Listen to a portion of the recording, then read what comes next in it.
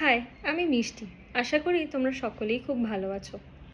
আজকাল বাচ্চাদেরকে স্কুলে বিভিন্ন রকমের ব্যাড টাচ, গুড টাচ এগুলো শেখানো হয়। মেয়েদের মনে হয় একটু বেশিই শেখানো হয়, কারণ পথে ঘাটে চলতে আমরা বিভিন্ন সময় বিভিন্ন রকম জিনিস ফেস করে থাকি। আজকে সেরকমই আমার একটা তিক্ত অভিজ্ঞতার কথা তোমাদেরকে বলবো। আমি কলেজ থেকে ফিরছিলাম, ওই বিকেল 5:30-6টা মতো বাজে। বাসে মোটামুটি ভিড় ছিল তখন, তো উঠেছি বাসে, বসার জায়গা নেই, তো দাঁড়িয়ে রয়েছি। আমার মতো আরও অনেকেই দাঁড়িয়ে রয়েছেন।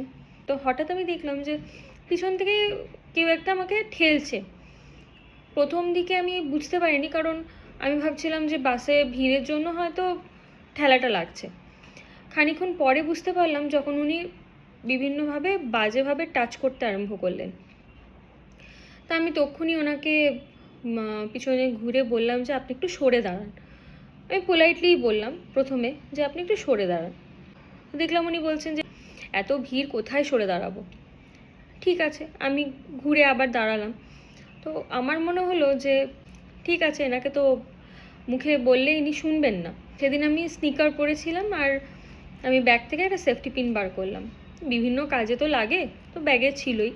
ব্যাগ থেকে একটা সেফটি পিন বার করলাম।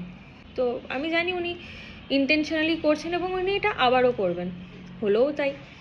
উনি আবার ওরকম পিছন থেকে ধাক্কা দেওয়ার চেষ্টা করছেন, গায়ের ওপর পড়ে যাওয়ার চেষ্টা করছেন। আমি তক্ষুনি ওই সেফটি পিনটা হাতেই ছিল, সেফটি পিনটা দিয়ে ওনাকে একটা খোঁচা দিয়েছি, আর অ্যাট দ্য সেম টাইম পা দিয়েও একটা গুঁতো দিয়েছি ওই স্নিকার দিয়ে। তো উনি হঠাৎ হকচকিয়ে গেছেন, উনি ভাবতে পারেননি যে এরকম আমি করব বলে। বলছেন আরে কী হলো কী হলো। আমি বলছি যে আপনি তো বুঝতেই পারছেন বাসে এত ভিড়, দাঁড়ানোর জায়গা নেই।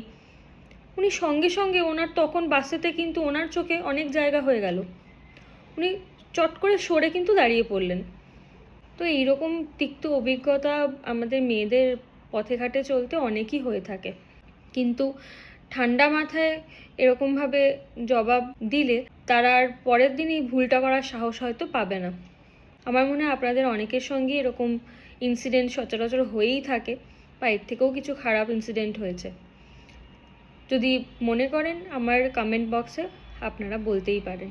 আপনারা খুব ভালো থাকবেন আর খুব সাবধানে চলাফেরা করবেন। দেখা হবে পরের কোনো একটা ভিডিওতে।